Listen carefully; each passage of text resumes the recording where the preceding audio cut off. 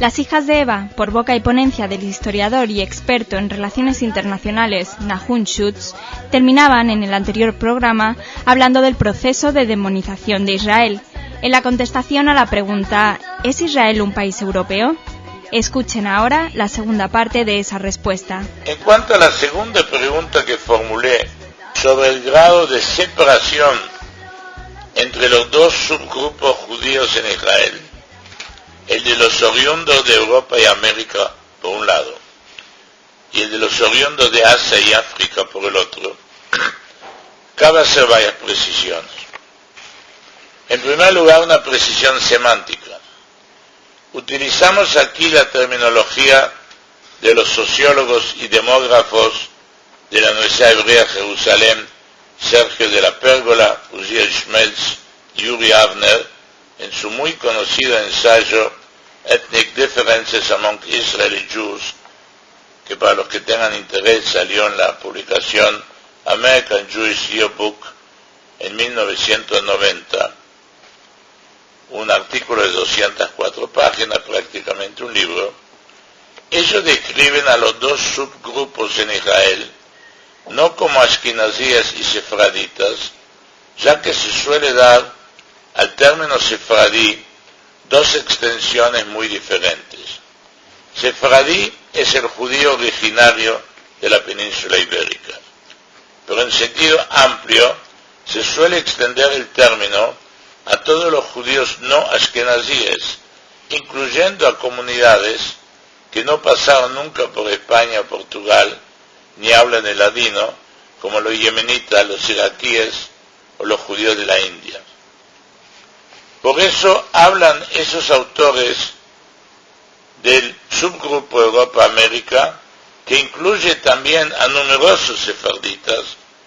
Y dijo acá el doctor Suárez, los sefarditas en su origen es un grupo occidental, por supuesto. Y del subgrupo Asia-África, constituido en su mayoría por judíos de los países musulmanes, de los que solamente una parte también descienden de los expulsados de España y Portugal. La población básica que había en Israel cuando se independizó en 1948 era fundamentalmente en su mayoría oriunda del país hoy originario de Europa y América. En medio de la sangrienta guerra de la independencia de 1948, en que un por ciento de la población nuestra entonces perdió la vida, empezó a llegar la enorme masa de sobrevivientes del exterminio de Europa. No eran muchos en relación a los que fueron asesinados, pero eran cientos de miles que entraron a Israel, que los británicos no habían dejado entrar. Muy poco después vino una ola de otros cientos de miles de países como Irak, Yemen y Marruecos. Al principio hubo grandes y graves diferencias entre los dos bloques de población en nivel civilizatorio y cultural.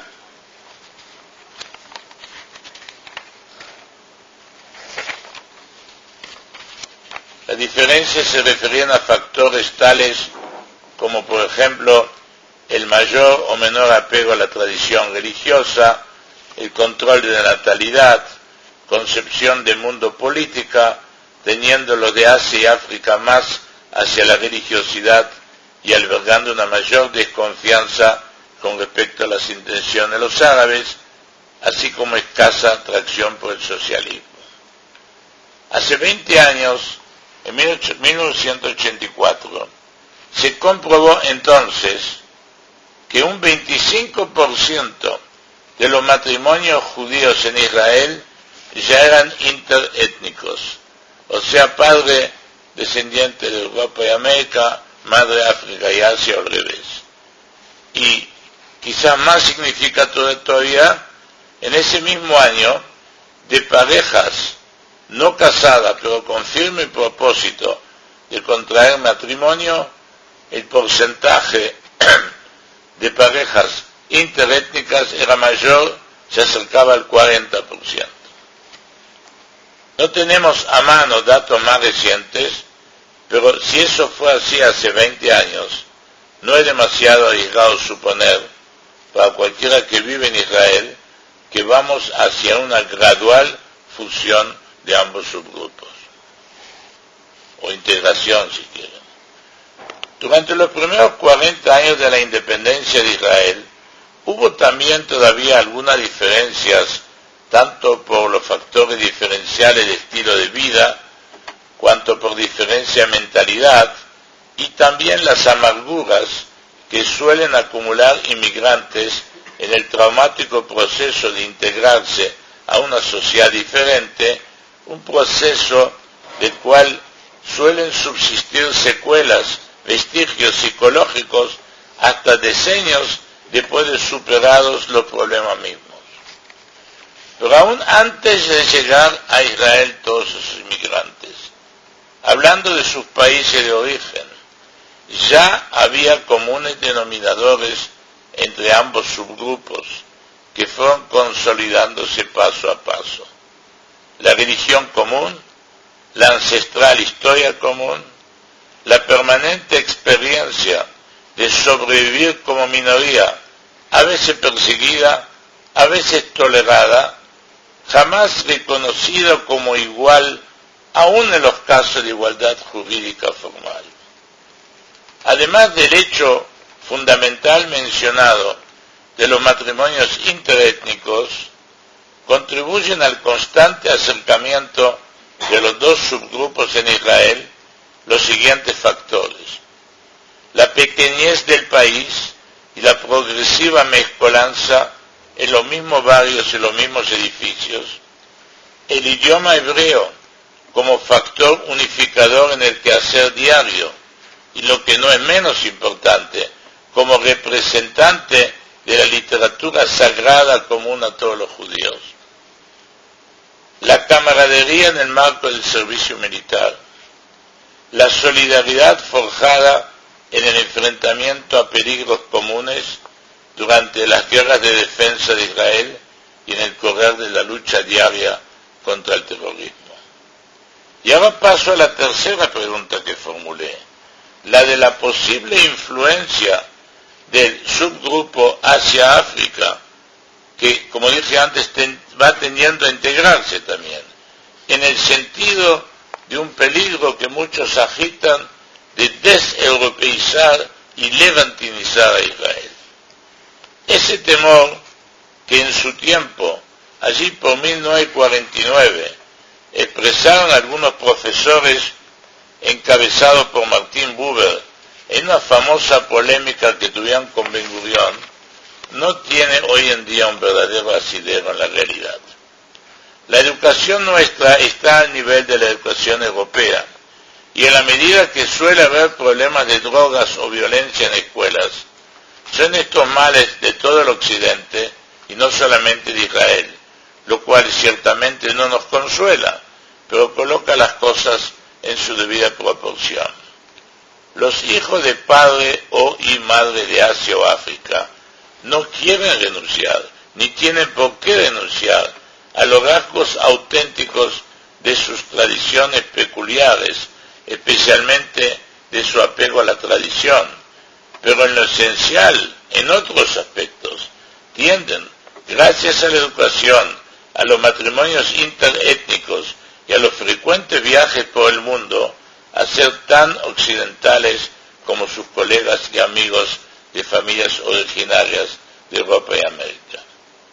Aún a nivel de la generación anterior, no todos los inmigrantes de África y Asia vinieron de las aldeas de los montes Atlas o del aislado Yemen.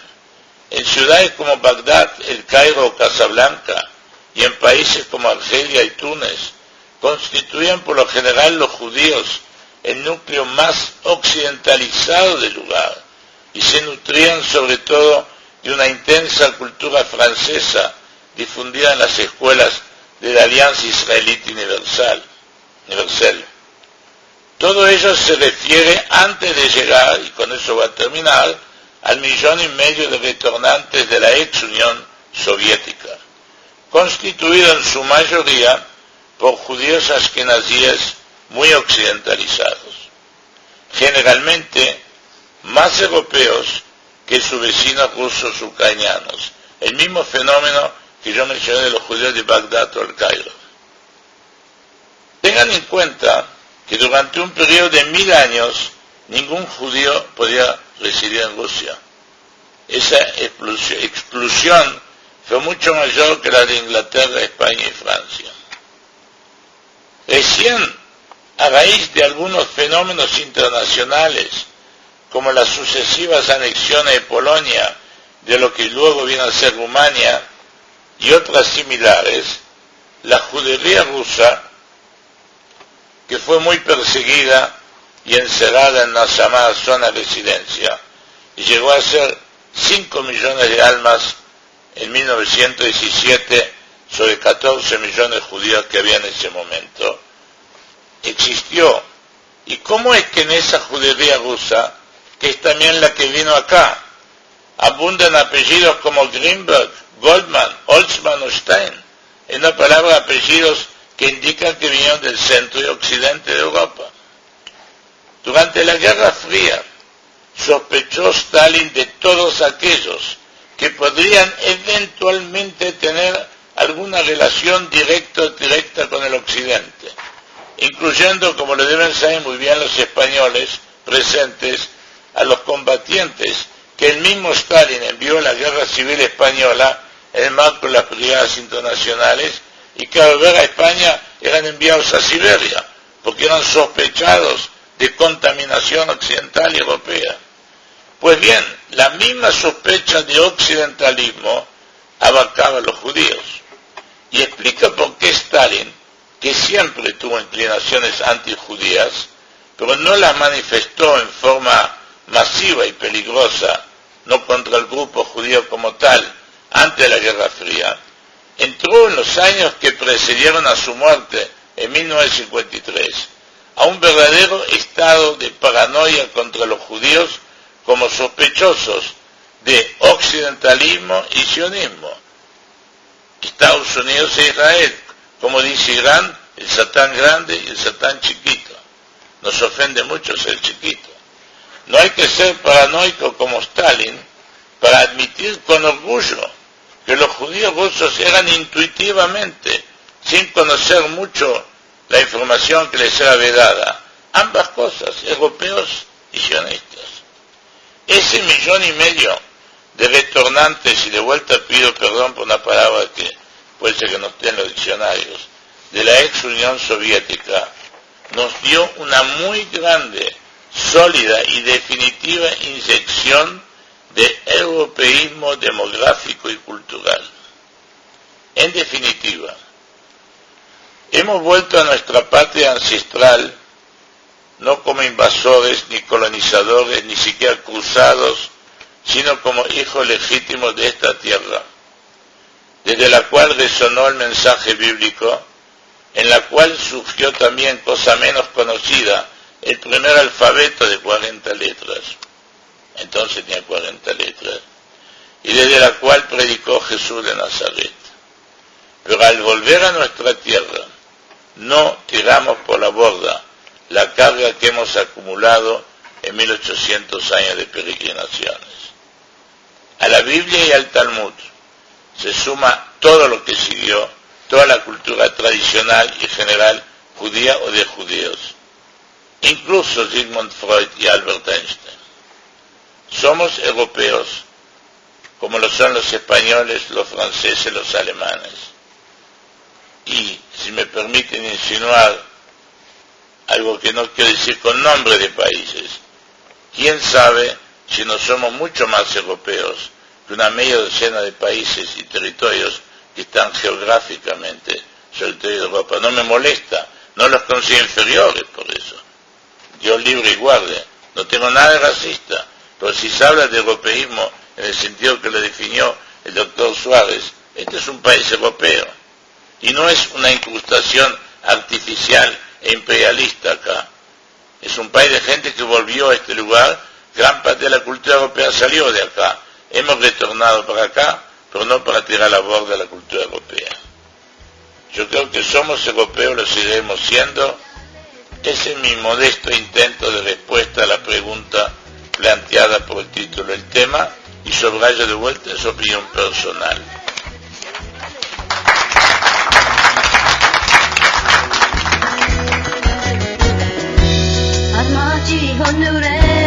ከጀግኖች አገሬ እኔም እንደነሱ አገር እንደ